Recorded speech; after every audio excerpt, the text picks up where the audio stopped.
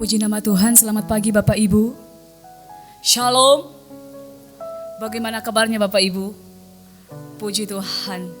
Bapak Ibu, kita bersyukur kepada Tuhan atas setiap kasih Tuhan, kemurahan Tuhan dalam hidup kita.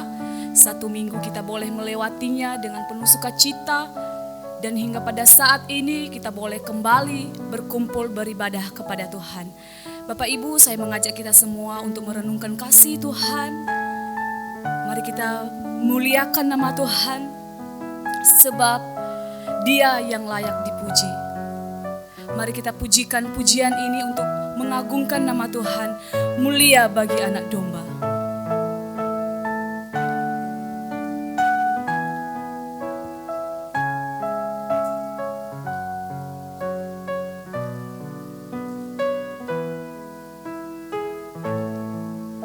Sama-sama katakan.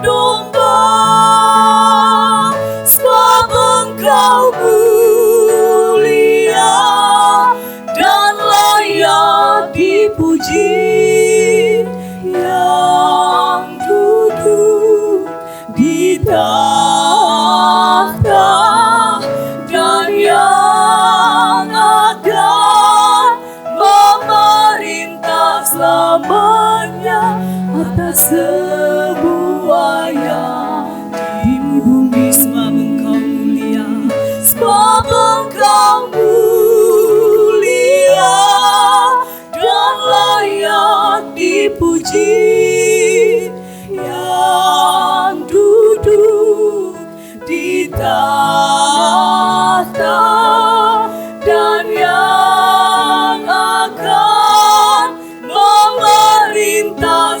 namanya atas semua yang di bumi, atas semua yang di bumi, atas semua yang di bumi.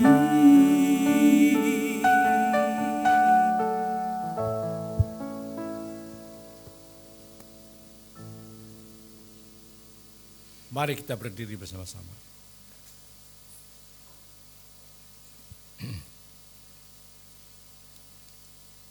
Pertolongan kita pagi ini datang dalam nama Tuhan yang menjadikan langit dan bumi serta sekalian isinya. Ia yang memeliharakan kesetiaannya sampai selama-lamanya, dan ia tidak pernah meninggalkan kita perbuatan tangannya. Turunlah atas saudara-saudara semua kasih karunia dari Allah Bapa, damai sejahtera dari Yesus Kristus di dalam Roh Kudus.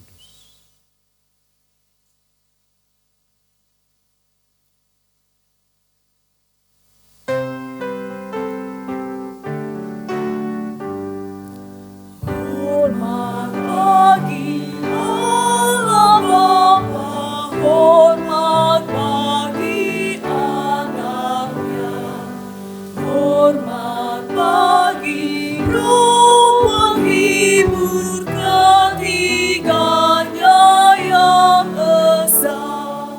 Haleluya, haleluya, ketiganya yang esa.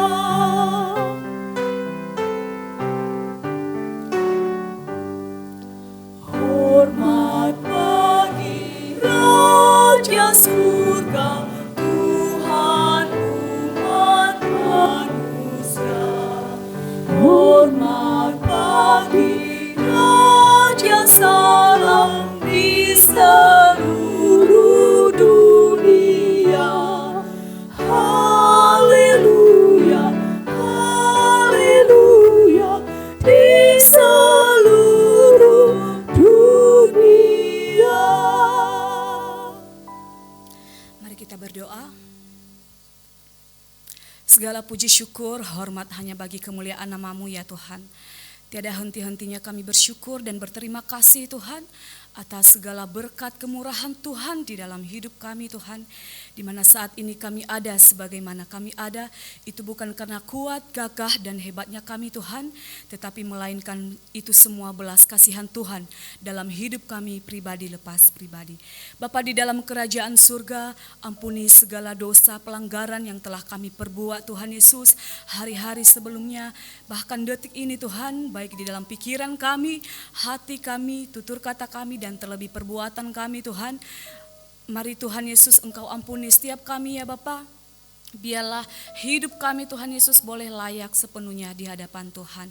Bapa di dalam kerajaan surga, inilah ibadah kami serahkan ke dalam tangan pengasihan Tuhan. Kiranya Tuhan Yesus yang selalu melimpahkan kepada kami kuasa-Mu, sehingga ibadah kami ini Tuhan Yesus boleh berjalan sesuai dengan kehendak Tuhan di surga. Engkau memberkati setiap pelayan Tuhan pada saat ini, Engkau urapi dengan urapan-Mu yang kudus Tuhan Yesus. Biarlah nama-Mu Tuhan Yesus yang selalu ditinggikan dan diagungkan selamanya. Terima kasih Bapa Surgawi, inilah setiap doa kami, ucapan syukur kami serahkan ke dalam tangan Tuhan. Di dalam nama Tuhan Yesus Kristus kami berdoa dan bersyukur. Haleluya, amin. Masih tetap berdiri Bapak Ibu, mari kita bersorak-sorai meninggikan nama Tuhan dengan pujian besarkan nama Tuhan. Mari sama-sama bertepuk tangan Bapak Ibu.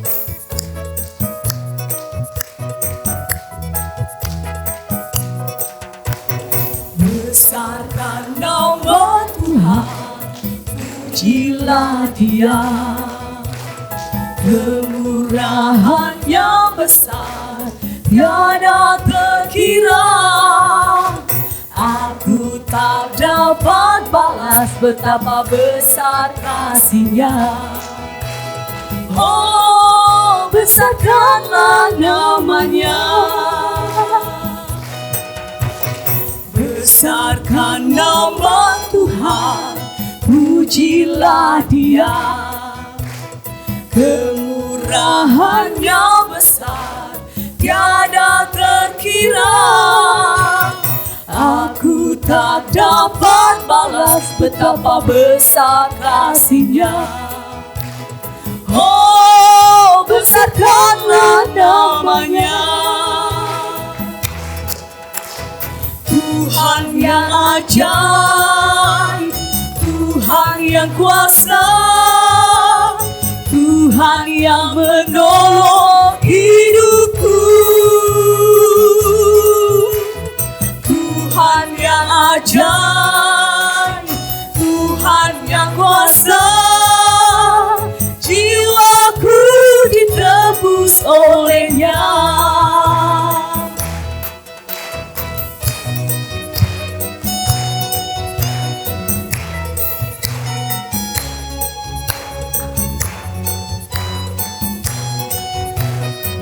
Mari sama-sama katakan, besarkan nama Tuhan. Besarkan nama Tuhan, pujilah Dia. Kemurahan-Nya besar, tiada terkira. Aku tak dapat balas betapa besar kasih-Nya. Oh, besarkanlah namanya. Tuhan yang ajaib, Tuhan yang kuasa, Tuhan yang menolong hidupku. Haleluya. Tuhan yang ajaib, Tuhan yang kuasa, jiwaku ditebus oleh-Nya. Dengan semangat lagi kita katakan, Tuhan yang ajaib, Tuhan yang kuasa, Tuhan yang menolong hidupku. Haleluya. Tuhan yang ajaib, Tuhan yang kuasa, jiwaku ditebus oleh-Nya. Jiwaku ditebus oleh-Nya. Jiwaku ditebus oleh-Nya.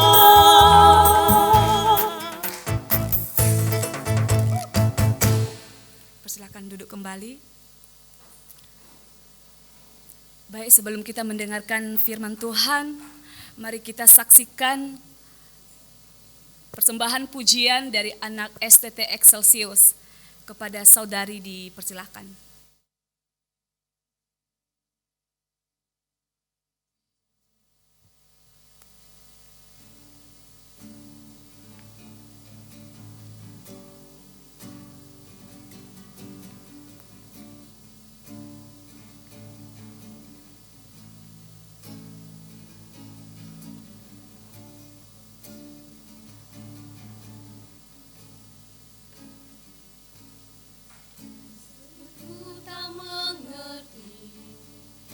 Jalan-jalanmu Tuhan, bagai di belantara yang gelap. Tanpa seribu tanya, namun tetap percaya, jejakmu Tuhan sungguh sempurna. Ajarku memahami semua yang kau ingini, agar hidupku puaskan hatimu. Bagimu aku rela sepenuh hati menghamba, serahkan diri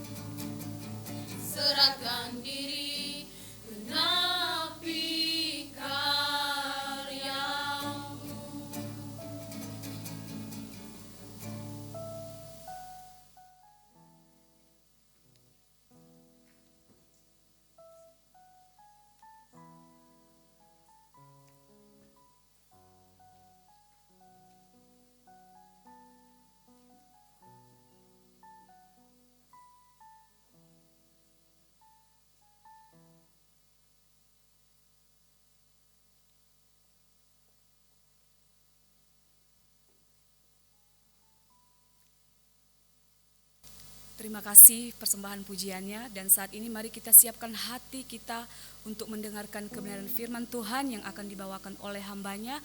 Namun sebelumnya mari kita pujikan pujian Terpujilah Allah.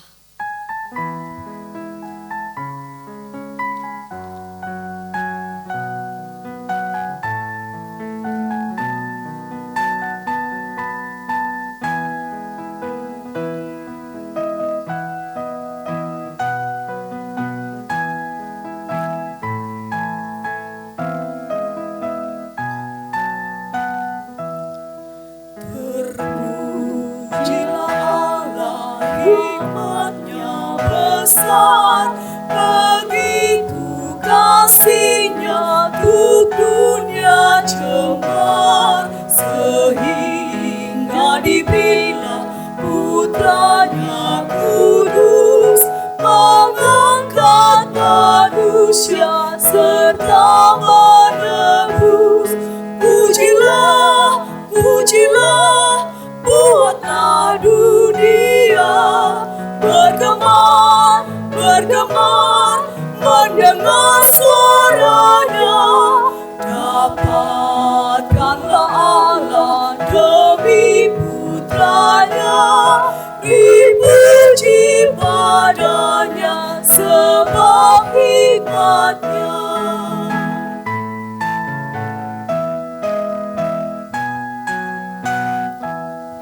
Tiada terukur besar hikmatnya, penuhlah hatiku sebab anaknya, dan amat akrab hati kita sedang melihat Sang Kristus di surga cerah.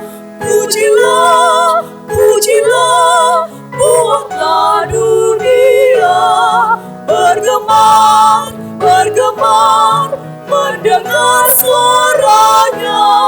Dapatkanlah Allah demi putranya, dipuji padanya sebab hikmatnya.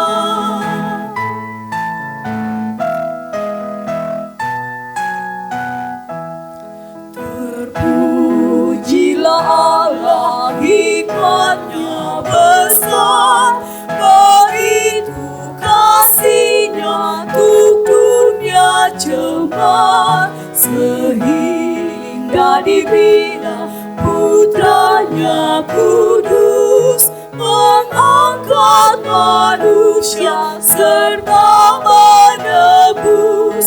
Pujilah, pujilah, buatlah dunia bergemar, bergemar, mendengar suaranya. Dapatkanlah Allah demi putranya, dipuji padanya sebab hikmatnya.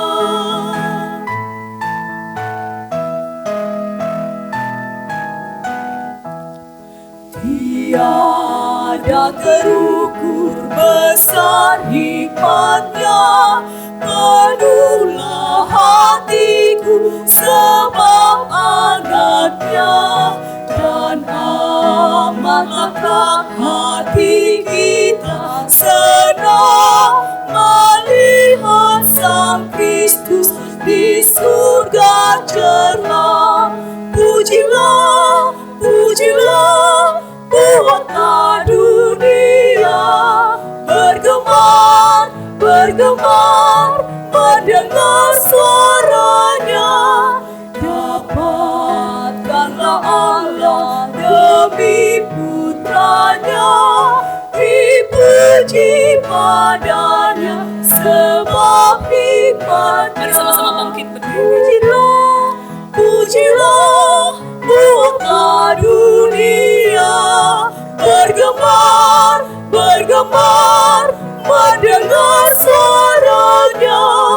Dapatkanlah Allah demi putranya, dipuji padanya sebab tempatnya. Kepada hambanya disilakan.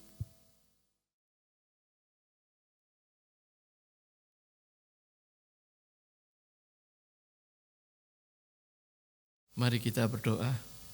Terima kasih Tuhan, kami menyerahkan hidup, keberadaan, dan kemampuan kami tangan Tuhan. Kami yang terbatas, kami yang tidak bisa apa-apa, tidak mengerti apa yang harus kami lakukan. Biarlah Tuhan sendiri, Roh Kudus bekerja untuk hidup kami, sehingga sungguh Tuhan pakai, dan biarlah firman yang singkat pada pagi yang indah ini menjadi satu penerang sedikit untuk langkah-langkah kami ke depan. Karena itu Tuhan, mampukan kami, Roh Kudus bekerja, dan kuatkan kami atau sejukkan kami mendengar firman Tuhan. Terima kasih Tuhan, kami serahkan firman ini, akan kami diskusikan di dalam nama Tuhan Yesus. Amin. Selamat pagi Bapak Ibu, silakan kembali duduk. Ada seorang pemuda atau seorang jemaat yang aktif bergereja, sehingga jemaat ini beribadah di gerejanya, lalu dia merasa bosan, sehingga dia pindah ke gereja lain. Di tempat gereja lain dia merasa bosan, pindah ke gereja lain. Pemuda ini adalah sudah menikah dan tentu anaknya sudah beberapa, tidak jadi pemuda lagi, tapi dia sudah keluar masuk beberapa gereja. Sehingga ketika ditanya oleh seseorang, kenapa kau melakukan seperti ini? Maka dia mengatakan bahwa di gereja itu yang pertama itu pertama enak, kedua enggak enak. Apanya enggak enak? Khotbahnya enggak enak, musiknya enggak enak. Yang kedua, ini enggak enak, penyambut tamunya enggak enak. Semua, sehingga dia merasa bahwa ketika dia masuk ke gereja satu, ke gereja kedua, ke gereja 3, 4, dia merasa tidak nyaman. Sehingga dia harus cari gereja lagi. Maka saudara-saudara, kita menemukan sosok seperti ini. Mungkin saya dan saudara-saudara. Tapi meskipun begitu, apa sebetulnya yang ada masalah yang dihadapi pada orang ini? Pada pagi hari ini, saya melihat satu yang indah. Bagaimana sikap kita sebetulnya di dalam gereja. Maka tema pagi hari ini adalah hadirkan kebangunan rohani. Daniel 9:1-9 dan 2 Tawari 7:14. Saya ingin mengajak saudara untuk melihat Daniel 9:1-9. Tapi saya hanya ingin membahas sedikit saja yang pasal ayat 3 dan 4. Lalu, karena akan saya ulang 2-3 kali ayat ini. Lalu aku mengarahkan mukaku kepada Tuhan Allah untuk berdoa dan bermohon, sambil berpuasa dan mengenakan kain kabung serta abu. Dalam konteks Daniel 9 ini, maka dikatakan Daniel sedang bergumul. Sehingga dia meletakkan diri sujud di hadapan Tuhan, meletakkan dirinya sedemikian rupa di hadapan Tuhan. Ayat yang keempat, maka aku, Daniel, memohon kepada Tuhan Allahku dan mengaku dosaku. Jadi ada satu pergumulan sederhana. Lalu pada 2 Tawari 7 ayat 14, tapi saya ini akan membaca sampai lengkap. Saya baca 12-22, tapi kata kunci ayat 14. Kemudian Tuhan menampakkan diri kepada Salomo pada malam hari dan berfirmanlah kepadanya, telah ku dengar doamu dan telah ku pilih tempat ini bagiku sebagai rumah persembahan. Ini Tuhan menampakkan diri kepada Salomo. Ayat 13. Bila mana aku menutup langit sehingga tidak ada hujan, dan bila mana aku menyuruh belalang memakan habis hasil bumi, dan bila mana aku melepaskan penyakit sampar di antara umatku, ayat 14, dan umatku yang atasnya namaku kusebut, merendahkan diri, berdoa dan mencari wajahku, lalu berbalik dari jalan-jalan yang jahat, maka aku akan mendengar dari surga dan mengampuni dosa mereka serta memulihkan negeri mereka. Ayat 15, sekarang mataku terbuka, kata Allah, dan telingaku menaruh perhatian kepada doa dari tempat ini. Maka selanjutnya tidak usah saya baca. Maka dikatakan bahwa pada 2 ayat ini atau Daniel sama Tawari itu sebetulnya menggambarkan kebangunan rohani. Sering kita ada istilah kebangunan rohani dan kebangunan rohani. Kebangunan rohani ini sebetulnya dalam arti menghidupkan kembali. Jadi tentu jemaat, tentu pribadi-pribadi, tentu saya yang sudah suam-suam kuku, yang sudah mulai malas seperti sekarang ini kan kita akan disibukkan dengan Zoom, pandemi.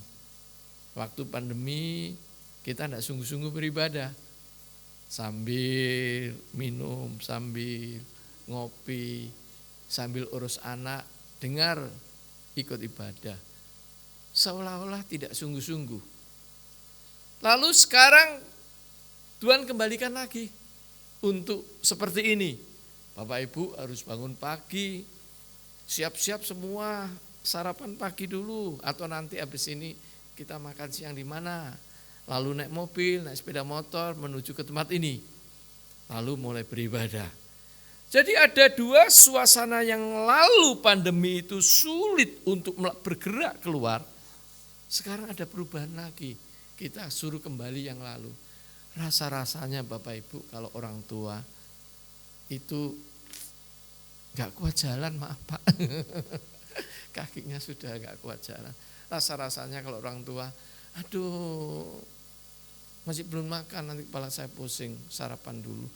Banyak pergumulan-pergumulan yang beradaptasi untuk suasana yang baru. Sehingga pagi hari ini adalah hidup kembali. Kebangunan rohani hidup kembali di mana spiritual kita, kerohanian kita yang tadinya suam-suam kuku, itu digoyang lagi. Ayo bangun. Ayo bangun, kembali sama-sama Tuhan. Sehingga ketika orang itu menyadari diri posisinya itu, maka setelahnya orang itu akan kembali memperbarui imannya. Sehingga agar dia tidak melakukan terlalu banyak dosa. Nah, kebangunan rohani itu dalam pengertian pertobatan di mana kekuatan Tuhan kembali bersama-sama di dalam diri kita. Sehingga kita dipulihkan. Kebangunan rohani. Kalau kita nanti ada istilah kebaktian rohani itu, ya kebaktian rohani ya ibadah besar. Banyak orang yang datang. Tapi kebaktian rohani itu adalah pintu untuk menjadi seseorang kebangunan rohani. Karena kebangunan rohani itu hanya untuk pribadi-pribadi. Untuk memulihkan saya yang suam-suam kuku ini loh. Saya yang tadinya itu tidak bersemangat. Aduh habis Zoom ini kembali ke jalan kaki atau naik mobil atau sepeda motor ke gereja. Harus bangun pagi, mandi, harus waktu Zoom. Enggak mandi pun kita sudah mendengarkan firman Tuhan. Kita sambil makan. Kita bahkan sambil telepon-teleponan. Sik yo rek yo, aku iki lagi ibadah loh. Nah, ya apa sih dong enggak iku acarane. Yo engko ayo. Sama sih bisa telepon-teleponan. Coba sekarang Bapak Ibu telepon-teleponan kan malu. Di tempat ibadah ini telepon-teleponan malu. Meskipun ada sesekali ada yang melakukan seperti itu, tapi kita enggak mungkin. Maka dikatakan adalah kebaktian rohani itu membawa kebangunan rohani untuk orang itu kembali spiritualnya hidup. Fokus kepada Tuhan. Jadi topik saya hari ini adalah kebangunan rohani, bukan kebaktian rohani.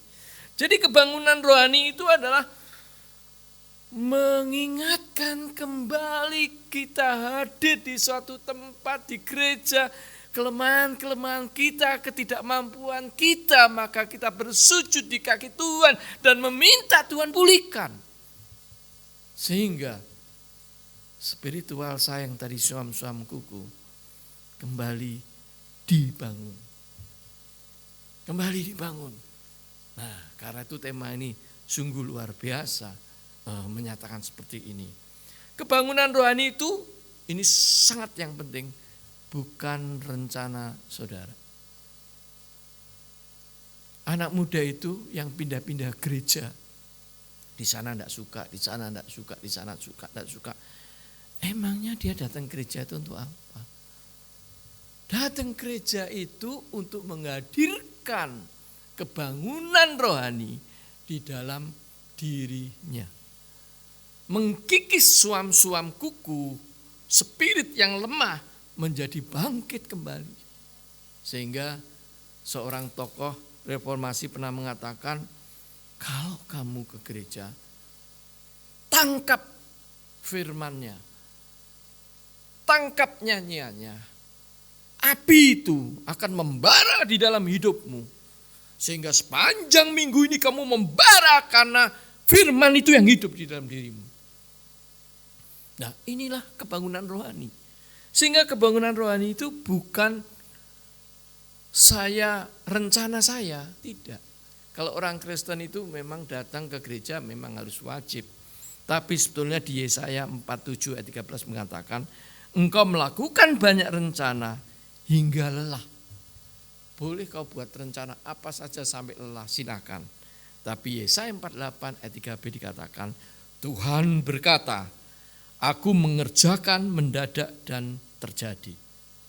Jadi sebetulnya kebangunan rohani adalah Tuhan bekerja di dalam diri kita semua. Kehendak Tuhan jadi di dalam diri kita semua. Sehingga kita sebagai anak-anak Tuhan hanya datang dan bersujud dengan Tuhan, meminta pulihkan. Tuhan punya rencana, Dia yang memulihkan kita. Bukan langsung pulang ke gereja, saudara-saudara kekasih dalam Tuhan Yesus, lalu kamu sudah diurapi. Bukan berarti kamu pulang gereja, terus kamu sudah spirit api membara. Anak muda ini pulang gereja sambil bersungut-sungut, Bapak Ibu. Khotbahnya gak enak. Khotbah kayak gitu tok. Guyonan tok, gak ngomong firman Tuhan. Khotbahnya gak enak. Khotbahnya firman ayat terus, gak ono lucu-lucu nih.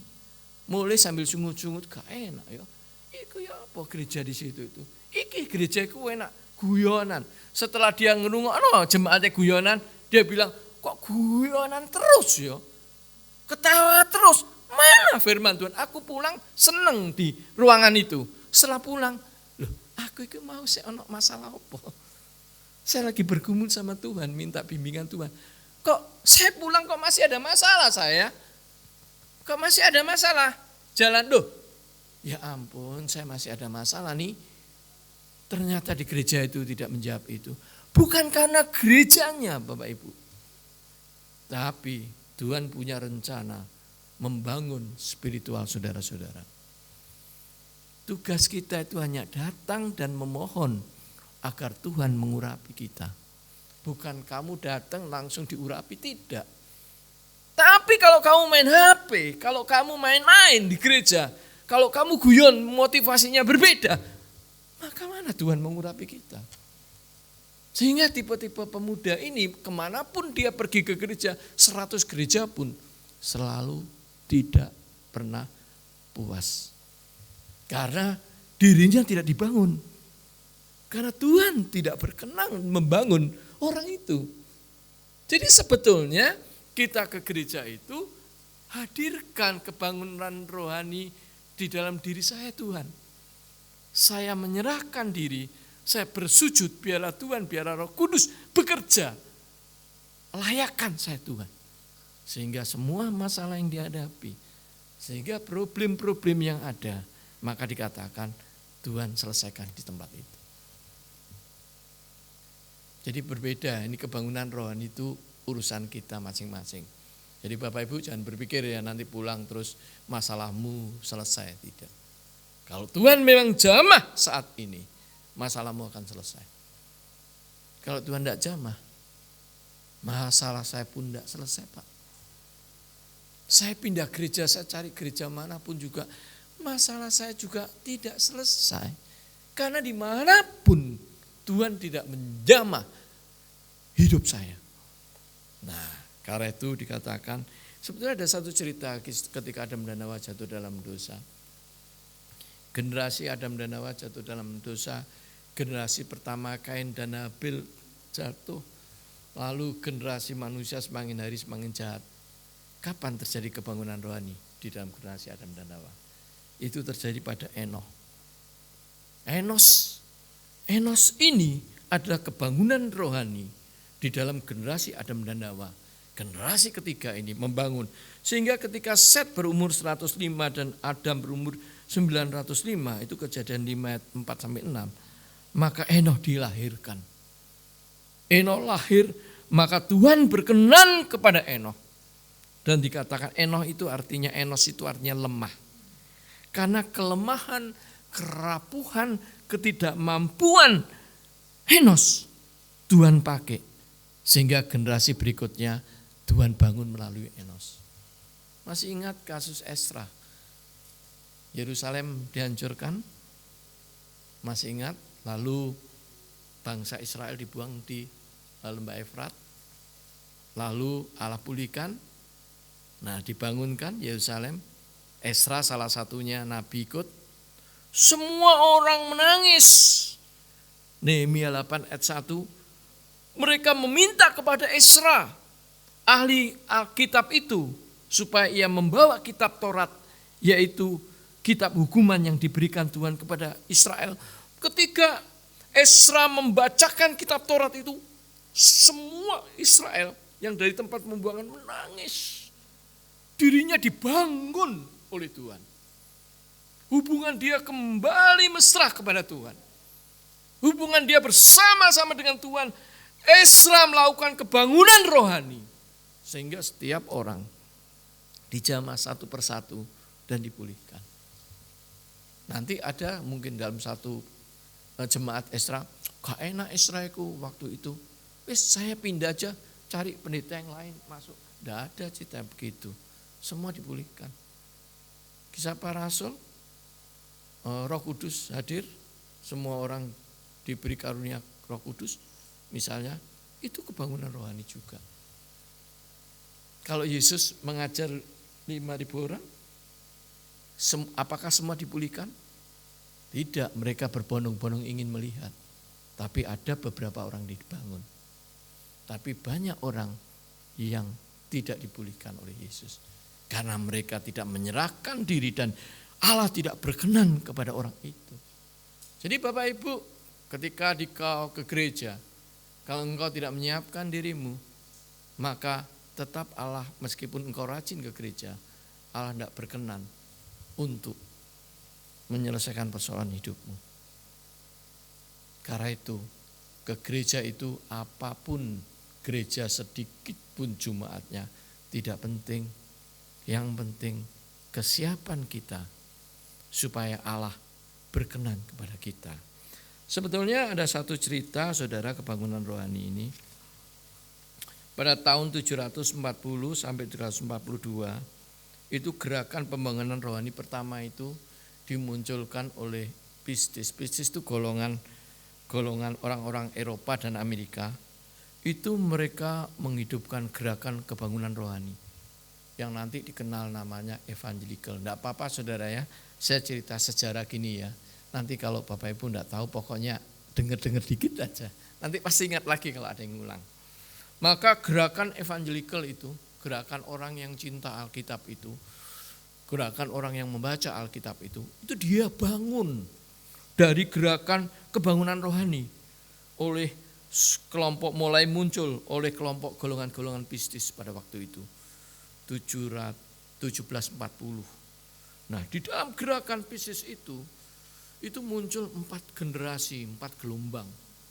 Orang rindu akan kebangunan rohani. Orang rindu setiap orang dijamah, dipulihkan dan dimampukan dan disembuhkan. Sehingga golongan pertama itu muncul tahun 1737 misalnya, bangkit di Amerika, ini Amerika rata-rata. itu adalah kelompok Anabaptis dan Moravian, Jerman Anabaptis, Moravian di Venezuela.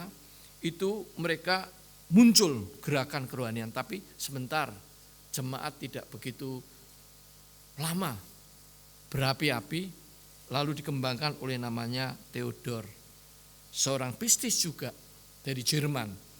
Dan dia mentransportasi orang-orang yang lemah, orang-orang yang tidak punya harapan, orang-orang yang tidak mampu, orang-orang yang merasa masa depannya suram, ditransportasi. Kristus menghidupkan mereka dan mereka hidup. Sehingga orang-orang itu bangkit, punya spirit besar untuk berjuang demi nama Yesus Kristus. Ini gerakan ini sampai pada konteks itu di Belanda. Lahirnya gerakan reformasi Belanda. Itu muncul seminari universitas seperti STT Ruter, Universitas Darmon di Belanda. Itu gara-gara gerakan ini. Semua orang disentuh pribadi-pribadi.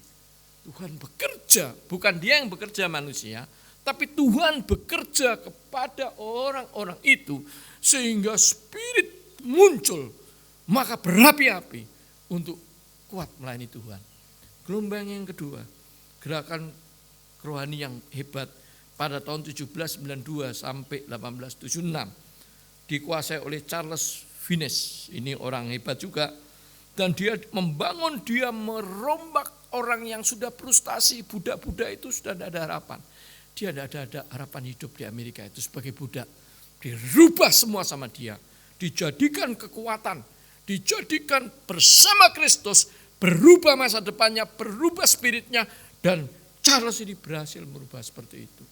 Jadi kebangunan rohani itu bukan cuma Yesus Allah itu berkenan di hadapan kita, tapi merubah masa depan kita. Merubah pandangan kita terhadap Kristus. Merubah semangat kita kepada Kristus. Sehingga gerakan ketiga dikatakan gerakan Moody. Moody itu sampai dia membuat sekolah namanya Institut Amerika Alkitab Moody. Sampai dia berkembang. Bahkan pada saat itu gerakan ketiga itu kebangunan rohani masuk di Indonesia. Indonesia mulai muncul. Dan yang terakhir gerakan yang keempat, saudara kenal Billy Graham?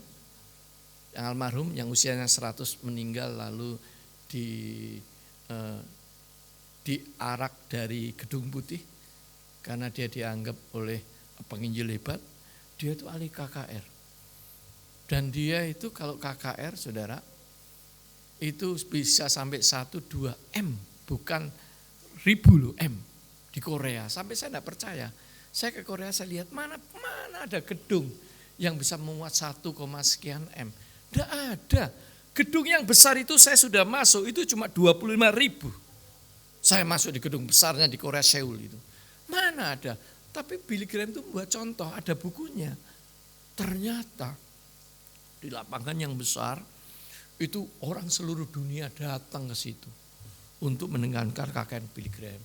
Billy Graham itu belajar KKR di satu gedung parkir Biskop di LA. Waktu saya kuliah di sana, saya jalan kaki sering kali lewat, saya lihat Billy Graham latihan di sini loh. Tapi di tempat parkir itu 35.000 yang bisa masuk. Besar sekali, saya sampai kadang-kadang berhenti, saya doa Tuhan, urapi saya, mampukan saya bisa khotbah saja. Bisa khotbah saja sudah terima kasih, tidak usah KKR. Spirit saya melihat itu, waduh luar biasa. Gedungnya biasa, cuma tanah gitu, dikasih tenda-tenda. Ini Billy Graham. Sehingga Billy Graham itu membangun gerakan kebangunan rohani. Dan banyak orang dipulihkan sama dia. Jadi kebangunan rohani ini menjadi tren Bapak Ibu. Tapi sekarang masa Zoom tidak ada bicara begitu. Masa sekarang mau kita boleh berjemaat ibadah sedikit orang. Sekarang ada Zoom itu kesembuhan ilahi. Jadi pakai Zoom disembuhkan ilahi. Ya apa itu bisa? Masa bisa kesembuhan Zoom ilahi? Bisa Pak. Loh, kalau saya sambil main-main, saya sakit nih ya, misalnya ya, anggap aja sakit A. Lalu saya main sama anak saya di Zoom, terus ada pendetanya doakan saya, didoakan. Pak Rianto didoakan karena sakit, saya main-main, kira-kira saya bisa sembuh enggak? Maka ini masalah. Tapi tetap hamba Tuhan memaksa mengadakan kegiatan ini karena tidak ada alternatif. Nah sekarang momen terindah kembali kebangunan rohani itu dimunculkan. Bapak Ibu, kebangunan rohani itu ada satu proses. Satu proses itu adalah ditandai dengan visi gereja. Kalau gereja punya visi menghidupkan kembali jemaatnya, maka disitulah maka akan terjadi proses kebangunan rohani. Karena visi gereja ini adalah meminta Allah bekerja, mengizinkan, melayakkan Allah bekerja di tengah-tengah ibadah itu. Lalu di proses berikutnya dikatakan harus ada firman. Firman, kalau seorang tokoh mengatakan firman sejati. Firman, harus ada firman. Firman yang diberitakan. Bukan cerita-cerita, pengalaman-pengalaman orang, bukan, tapi firman. Lalu juga dikatakan ada iman yang sejati. Jadi setiap diri kita, imannya harus ditumbuhkan. Lalu dikatakan ada pemikiran yang sejati. Pemikiran yang sejati itu dikatakan akal dan budi. Akal itu otak. Budi itu perasaan hati. Jadi seringkali hidup kita itu ada akal dan budi, akal dan perasaan, akal dan hati. Ini harus bersatu. Kalau dalam hidup kita ini tidak bersatu, sekarang ini saya lapar nih ya, belum makan misalnya, itu fisik saya, lapar ini perut saya, kan akal saya kan ngomong. Tapi perasaan saya bilang, saya kan masih ibadah, saya mau selesaikan, tapi ini mau lapar saya, nanti saya sakit loh ini. Atak saya bilang gitu, saya sakit tuh, saya belum selesai badannya nih, gimana ini. Nah ini terjadi pertentangan. Kalau di dalam hidup kita bertentangan akal dan budi, kita tidak pernah tenang. Kita tidak pernah tenang, masalah apapun juga. Saya setuju sama Bapak ini logikanya, benar. Tapi perasaan saya kok nggak setuju ya. Tak masukkan penjara ya. Perasaan saya. Kalau dia di penjara ini aman. Kalau ini tidak bersatu dalam hidup kita, pikiran kita tidak pikiran sejati, kita juga nggak tenang. Maka sebetulnya proses kebangunan rohani itu disiapkan dari visi, dari firman, dari iman, dari dalam pikiran akal budi kita. Nah, bagaimana sebetulnya apa yang harus kita lakukan agar pembangunan rohani ini bertumbuh? Saya kembali kepada ayat yang tadi saya baca. Maka inilah tindakan manusia, ada dua. Satu tindakan manusia dan satu tindakan Allah. Allah punya waktu merubah kita. Allah punya kehendak memulihkan kita. Allah punya kehendak menyembuhkan kita. Allah punya kehendak melakukan sesuatu menurut Allah. Dan itu milik Allah. Dan kita tidak bisa apa-apa. Kan tugas kita, tindakan manusia, itu meminta itu. Jadi ketika engkau ke gereja dan engkau merubah kebaktian rohanimu, hidupmu, spiritmu, kamu mestinya meminta Allah supaya Allah bekerja atas apa yang kau alami. Bukan menghina pengkhotbah, bukan menghina pemain musik, bukan meremehkan gedung gereja, bukan meremehkan apa, tapi kamu harus meminta supaya rencana Allah ada di dalam hidupmu, memulihkan kamu. Inilah namanya hukum kebangunan rohani. Jadi bukan milik kita Bapak Ibu, Allah yang bekerja. Kita dimampukan apapun karena Allah. Hanya karena Allah. Hidup ini hanya karena Allah. Kalau Allah itu enggak mau, saudara minta apapun enggak bisa. Tak kasih mobil Pak. Yang penting Allah mau saya. Ya enggak bisa. Udah rumah saya ambil aja Pak. Yang penting Allah Enggak bisa kalau Allah enggak mau. Karena itu kuncinya sebetulnya kebangunan rohani ini ada di tindakan Allah merubah hidup kita. Tetapi tindakan manusia harus ada. Daniel 9 ayat 3 dikatakan, aku mengarahkan mataku kepada Tuhan Allah untuk berdoa dan memohon. Jadi pertama, hiduplah fokus pada Tuhan. Kita serahin Tuhan, sudah masalah apa, kita berdoa dan biar Tuhan yang selesaikan. Tuhan, aku ini gak ngerti gimana menyelesaikan masalah ini. Sulit sekali, rasa-rasanya tidak ada pintu. Tidak mungkin ke kanan, tidak mungkin kiri, depan, tidak mungkin. Sulit sekali. Maka dikatakan, tapi saya punya hak untuk memohon. Daniel 9 ayat 3 dikatakan, aku mengarahkan mataku kepada Tuhan Allah untuk berdoa dan memohon. Saya punya hak untuk memohon Allah supaya memulihkan saya. Maka hanya itu yang kita lakukan. Kita berdoa dan kita memohon. Berarti kita dilatih untuk kontrol diri, Bapak Ibu. Kita dilatih untuk tahan diri. Ini satu kebiasaan mahasiswa saya. Saya ini dosen bahasa Ibrani. Kalau kuis gitu, hafalan, mahasiswa itu namanya mahasiswa. Dia kalau tidak bisa ngisi soal, nyontek. Lihat ke kiri temannya. Kalau ketahuan saya, nggak mungkin, nggak berani karena saya DO dia. Kalau nggak bisa ke kiri, dia melihat ke kanan ke temannya. Kalau nggak bisa ke kanan, dia ganggu yang di depan. Kalau nggak bisa, dia ganggu ke belakang. Kalau nggak bisa, dia ke atas. Tuhan menyerah. Kenapa menyerahnya terakhir? Kan mahasiswa ini kan ada tindakan yang harus dilakukan. Dan Tuhan berkenan dipulihkan. Ini enggak usahanya nyontek. Dapat 0 sudah tidak apa-apa menyerah. Paling dimarahi Pak Harus menyerah. Loh, saudara enggak bisa begitu. Tapi setiap kita di antara kita akan punya hak untuk berdoa dan memohon Tuhan. Maka ini jangan disia-siakan. Hakmu yang hebat, hakmu yang luar biasa jangan disia-siakan. Lakukan dengan setia. Lakukan dengan terus-menerus. Hanya ini yang kita bisa. Yang kedua yang hanya kita bisa, sambil berpuasa dan mengenakan kain kabung serta abu. Jadi di samping kita melakukan itu, kita harus fokus bergumul besar-besaran. Tuhan, saya seringkali ketemu hamba Tuhan hebat. Pak Ar, saya baru puasa 40 hari, 40 malam. Langsung selesai puasa saya, langsung saya telepon Pak Arianto. Dia bilang, karena Tuhan berbicara untuk Pak harus begini-begini.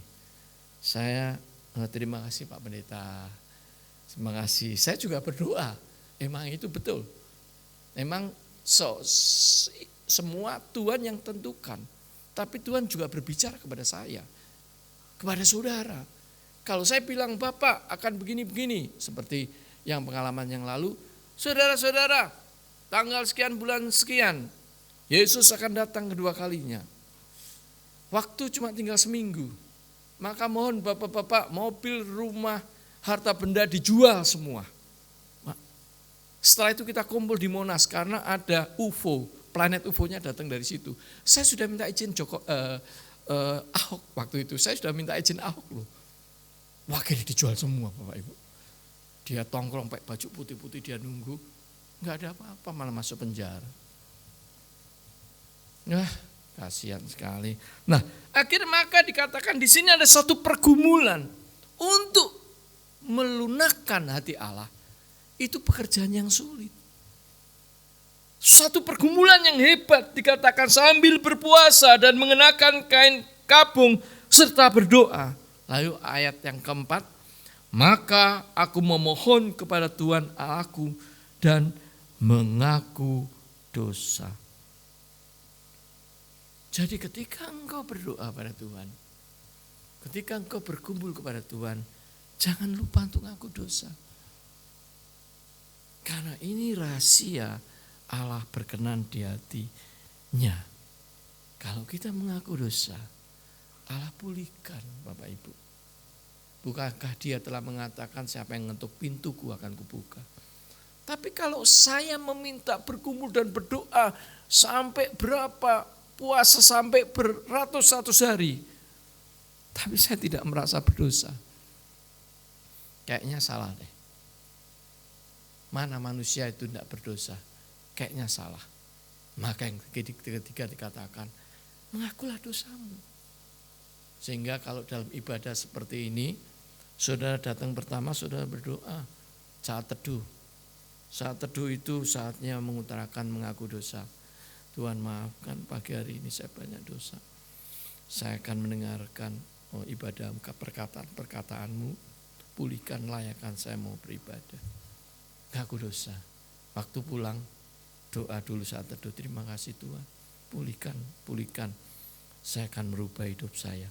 Ada satu proses pengakuan dosa. Jadi jangan diremehkan yang bagian ini. Sehingga 2 Tawari 7:14 saya lanjutkan. Yang ketiga, yang keempat, perintah yang keempat, merendahkan diri. Di depan Tuhan kok sombong. Masa di tempat Tuhan saudara pendetanya dimaki-maki. Bodoh khotbahnya elek. Salah kabeh. Selidikin siapa ngomong gitu. Baru belajar Alkitab setahun. Lalu dia bisa kritik orang, kritik hamba-hamba Tuhan, kritik ibadah, kritik ini. Kok bisa begitu ya? Saya belajar bahasa Ibrani, saudara saya dosen Ibrani, dosen Yunani. Seringkali teman-teman kalau berkhotbah saya dengar salah bahasa Ibrani Yunaninya. Ya saya diem aja. Enggak peduli dia salah, saya baca aja ayatnya. Saya baca sendiri, saya berdoa. Tuhan ini ngawur. Dalam hati saya mungkin saya bilang, ini pendeta ini ngawur ayatnya bahasa Ibrani-nya. Tapi kan saya tidak berani ngomong gitu. Saya baca aja, minta Tuhan urapi saya. Karena saya sudah tahu dia ini. Biar aja. Tapi dalam hati tidak boleh keluar kata-kata seperti menyerang orang. Karena hamba-hamba Tuhan, pelayan-pelayan Tuhan, pemain musik semua, itu diurapi Tuhan ketika dia beribadah. Pendoa semua diurapi Tuhan.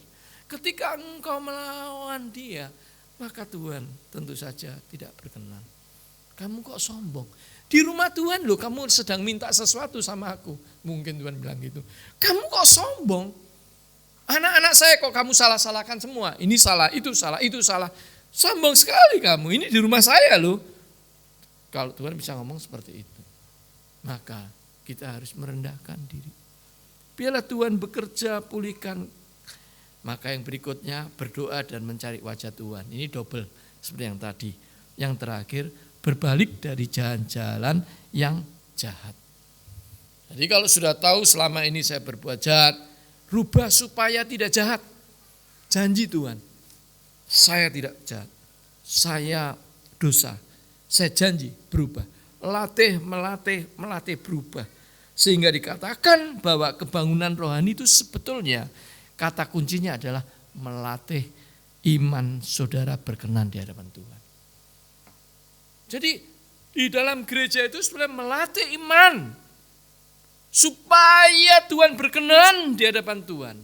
Supaya kesulitan-kesulitan, pergumulan-pergumulan apapun ketika engkau bahagia, Tuhan sempurnakan kebahagiaanmu. Engkau bahagia hari ini ke gereja, mungkin kemarin dapat sesuatu atau bisnis untung besar, Tuhan pulihkan. Bukankah Tuhan telah berjanji hari ke-7 dikuduskan dan diberkati hidupmu, sehingga semua harta bendamu, sehingga semua hidupmu dimetrekan sama Tuhan, diberkati, dikuduskan, dikodeskan. Lalu dikatakan diberkati oleh Tuhan. Jadi tidak akan ada pencuri ambil dirimu dan harta bendamu. Karena kamu hari ke-7 ini, kamu dipelihara Tuhan, diberkati dan dikuduskan semua yang kamu miliki. Kalau kamu mau merendahkan dirimu dan mengaku dosa. Tapi kalau kamu datang ke sini dengan sombong, mana Tuhan mau berkati? Mana Tuhan mau kuduskan? Pulang habis keluar gitu ngomel-ngomel. Ada anak muda yang ngomel-ngomel. Tidak senang saya sama itu. Tidak usah ke gereja. Itu apa? Ngomel-ngomel. Ini masuk lagi. Senang saya sama dia. Masa kayak gitu ngomel-ngomel. Loh, kamu ini ke gereja cari musuh atau dirimu menyerahkan diri pada Tuhan? Jadi kebangunan rohani itu merubah hidup kita. Biarlah orang apapun yang terjadi, biarkan. Kamu bersama-sama dengan Tuhan, kamu dipulihkan. Ekonomimu, pikiranmu, kebahagiaanmu diperpanjang, diprotek. Sekarang kalau kita bahagia cuma 1 jam, Tuhan kasih 1 hari, 2 hari, indah bukan? Inilah Tuhan, waktunya Tuhan. Hari ke-7 ini diberkati dan dikuduskan. Inilah kalau kita mau menyerahkan pada Tuhan, maka tindakan Allah yang berikutnya. Tadi itu tindakan manusia. Ini yang terakhir saudara, maafkan mungkin panjang dikit. Tindakan Allah yang terakhir, yang berikutnya setelah kamu melakukan itu, maka muncul di mana? Masih di Daniel pasal 3. Maka aku akan mendengar dari surga dan mengampuni dosa kamu serta memulihkan kamu.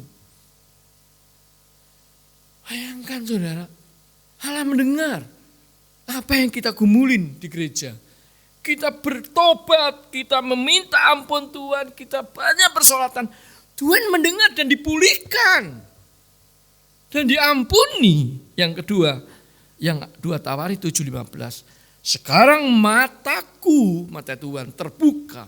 Dan telingaku menaruh perhatian kepada doa dari tempatmu itu. Coba, siapa yang mau kayak begini? Marilah Bapak Ibu kekasih dalam Yesus Kristus. Pandemi masih ada dan kita diberi kesempatan Tuhan beribadah seperti ini. Kesempatan. Yang suam-suam kuku itu imanmu, latih kembali. Kembalikan seperti yang Tuhan inginkan. Sehingga kuasa Tuhan ada di dalam dirimu. Apapun yang kau lakukan, yang kau pikirkan, yang kau apakan, doamu semua Tuhan bersama dengan engkau. Mari kita berdoa. Terima kasih Tuhan. Biarlah firman-Mu yang sederhana ini, yang pendek, Tuhan ingatkan kembali bahwa kami manusia tidak punya hak untuk memaksa Tuhan untuk memulihkan, menyempurnakan, memampukan kesulitan-kesulitan yang kita miliki. Tapi Tuhan telah memberi satu arahan yang hanya ini yang bisa kami lakukan. Karena itu biarlah Tuhan, para malaikat-Mu, latihlah kami, latihlah iman kami, latihlah kami selalu bersama, fokus bersama Tuhan. Sehingga biarlah semuanya, mohon Tuhan izinkan terjadi dalam hidup kami. Sehingga janji-Mu yang memelihara, janji-Mu yang memprotek, janji-Mu yang mencukupi, memampukan kami. Maka janji-Mu ini akan muncul, terwujud dalam kehidupan kami. Tuhan, kami rindu untuk itu. Para jemaat dan semuanya kami rindu untuk itu. Bantu biarlah Roh Kudus-Mu bekerja, berkati kami. Di dalam nama Tuhan Yesus. Amin.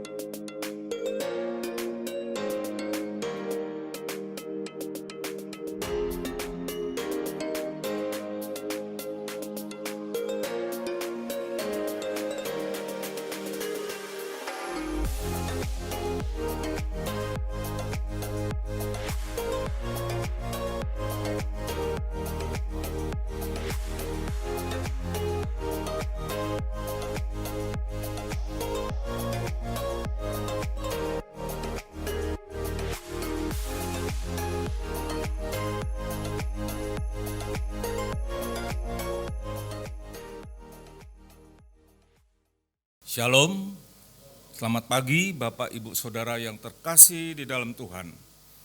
Kami atas nama jemaat di tempat ini mengucapkan banyak terima kasih kepada Bapak Haryanto yang telah membagikan, menaburkan firman Tuhan pada pagi hari ini. Kiranya Tuhan memberkati tugas pelayanan Bapak. Nanti sore pada pukul 17 ada ibadah pemuda bagi jemaat yang tidak bisa hadir pada ibadah pertama, dapat hadir nanti pada ibadah yang kedua. Untuk persembahan Natal dapat dimasukkan ke dalam kantung-kantung persembahan dan diberi kode Natal. Atau boleh juga ditransfer ke rekening gereja atas nama Adrianus Iwan. Untuk iuran kematian dapat dibayarkan kepada Bapak Yudi. Persembahan pada hari ini, jemaat diberi kesempatan untuk memberikan persembahan untuk pekerjaan Tuhan dalam bentuk kolekte dan persembahan untuk pekabaran Injil. Seperti kita ketahui bahwa Gereja Isa Al-Masih Jemur Sari menaungi 5 pos PI yang membutuhkan dukungan dari kita supaya banyak orang mendengar Injilnya sehingga banyak jiwa-jiwa yang dapat diselamatkan. Kantung biru untuk persembahan PI, pekabaran Injil. Persembahan hari ini dikumpulkan oleh Saudari Grace dan Saudari Fani. Sebelum persembahan dijalankan, mari kita membaca firman Tuhan yang diambil dari Markus 14 ayatnya yang ke-9. Demikian firman Tuhan, "Aku berkata kepadamu, sesungguhnya di mana saja Injil diberitakan di seluruh dunia, apa yang dilakukannya ini akan disebut juga untuk mengingat dia." Mari kita berdoa. Bapa di dalam surga, kembali kami mengucap syukur kepadamu Tuhan. Kau telah memelihara kehidupan kami, Engkau telah mencukupi akan segala kebutuhan kami selama ini. Terima kasih Tuhan atas berkat-berkat yang sudah Tuhan berikan kepada kami. Kini tiba saatnya bagi kami untuk mengembalikan sebagian dari berkat yang kami terima. Berkatilah persembahan ini Tuhan, agar persembahan ini dapat dipergunakan untuk pekerjaan Tuhan di tempat ini. Terima kasih Bapa. Dalam nama Tuhan Yesus kami sudah berdoa. Amin. Sementara persembahan dijalankan, mari kita menyanyikan lagu Tiada terukur. Tiada Terukur.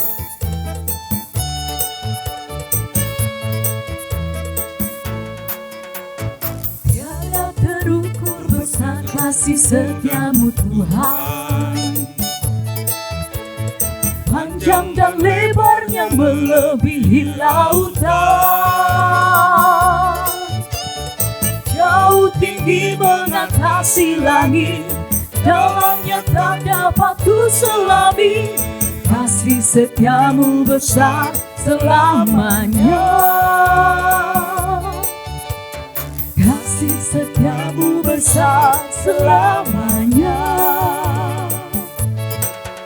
Hatiku bersyukur, jiwaku memuji, mulutku pun bersorak memuji Engkau, Yesus.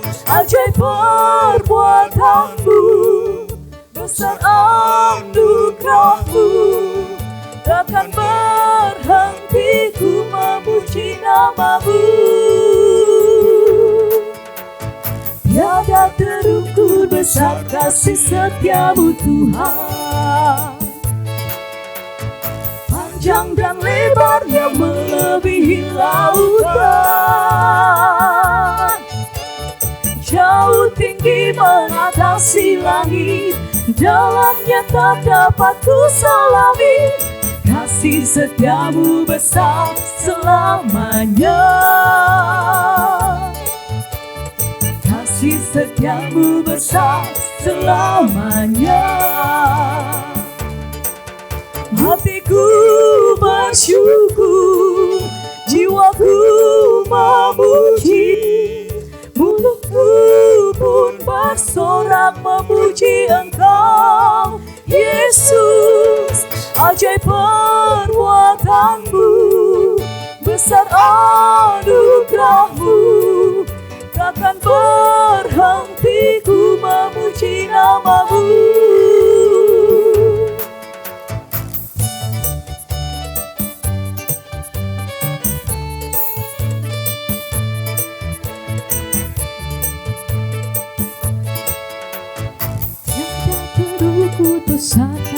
Mari kita sama-sama bangkit berdiri.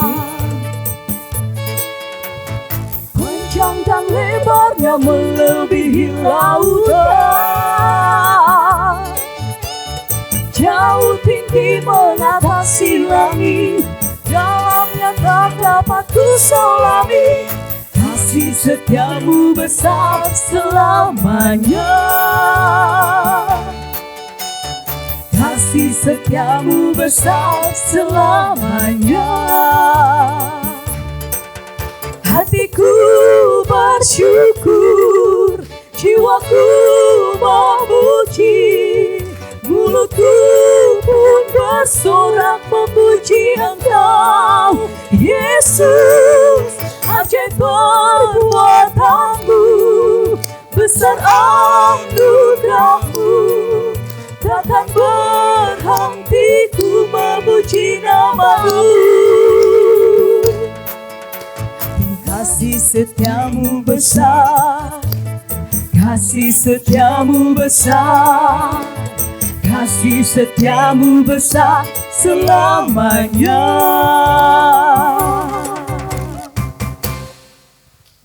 Mari kita berdoa untuk mengakhiri kebaktian pada pagi hari ini. Kembali kami mengucap syukur kepadamu ya Tuhan. Kau telah memimpin kami pada kebaktian pagi hari ini dari awal, pertengahan, hingga akhir. Terima kasih Tuhan. Kami mengucap syukur dan terima kasih Tuhan atas firman yang sudah kami dengar pada pagi hari ini. Firman-Mu telah menegur hati kami masing-masing untuk kami terus bersemangat di dalam mengikuti Engkau Tuhan. Tolong Tuhan, iman percaya kami tetap melekat kepada Tuhan. Tolong Tuhan, agar kami selalu mempunyai hati yang semangat di dalam masuk ke hadirat-Mu Tuhan. Kami berdoa untuk Bapak Haryanto yang telah memberitakan Injil pada pagi hari ini, kiranya Tuhan akan pelihara kehidupannya, Tuhan berkati pekerjaannya, biar melalui tugas dan pekerjaannya banyak jiwa-jiwa yang dapat diselamatkan. Kami juga berdoa Tuhan untuk jemaat di tempat ini, mereka yang sedang sakit biarlah Tuhan jamah, Tuhan sembuhkan dari segala sakit penyakitnya. Dan juga mereka yang mempunyai pergumulan hidup, biarlah Tuhan tolong, Tuhan berikan jalan keluar, sehingga mereka boleh dapat menikmati hadirat-Mu Tuhan.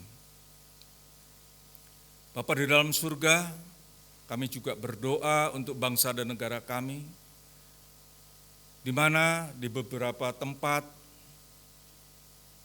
ada musibah, tanah longsor, banjir bandang, dan banyak lagi Tuhan bencana alam lainnya. Tuhan tolong mereka, agar mereka boleh teratasi segala kesulitan, dan Tuhan akan tolong agar mereka juga boleh terhindar dari bencana-bencana yang lain. Kami juga berdoa untuk bangsa dan negara kami, Bapak Presiden dan Wakil Presiden beserta jajarannya. Tuhan berikan hikmat, akal budi, kebijaksanaan, agar mereka tetap mampu melaksanakan tugas-tugasnya dengan baik dan benar. Terima kasih Bapak, terima kasih. Sebentar lagi kami akan pulang, kami akan berpisah satu sama lain. Tuhan tolong pimpin kami, untuk kami boleh tiba di rumah dengan selamat. Terima kasih Bapak, dalam nama Tuhan Yesus kami sudah berdoa.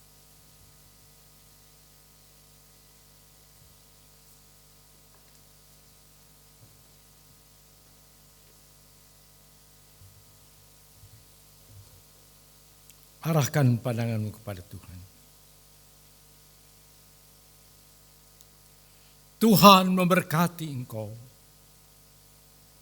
Tuhan melindungi engkau.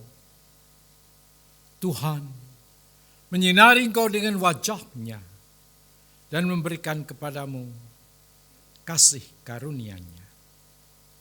Tuhan menghadapkan wajah-Nya kepadamu, memberikan damai sejahtera.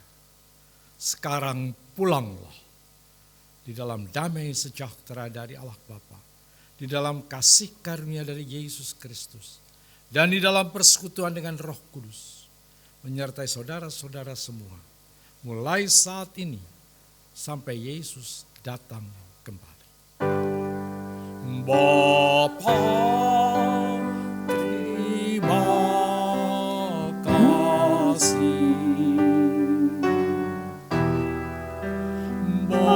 Bapa, terima kasih. Bapa di dalam surga, ku berterima kasih.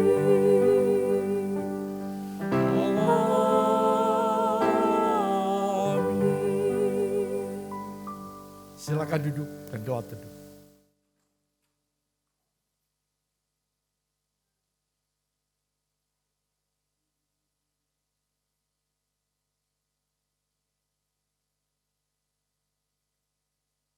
Selamat siang, Tuhan memberkati.